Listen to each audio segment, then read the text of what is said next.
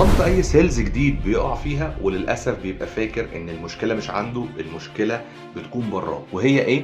بيبقى فاكر دايما ان السعر هو اللي بيبيع، والارخص هو اللي هيتباع، والاغلى مش هيتباع. ودي بتبقى مشكله كبيره جدا في اي مايند سيت لاي واحد شغال سيلز في البدايه. خليني اقول لك ان العميل دايما مش بيدور على الارخص، بالعكس العميل دايما بيدور على الفاليو او القيمه. لو عرف انك بتقدم قيمه، السعر مش عمره ما هيبقى عائق بالنسبه له.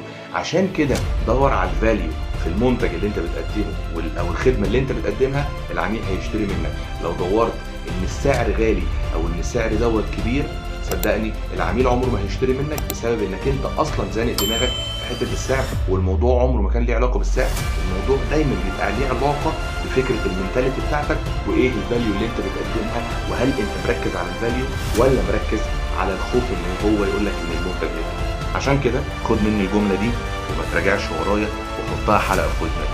كاستمرز باي فاليو نوت برايس. يعني ايه؟ العميل بيشتري قيمه مش بيشتري السعر.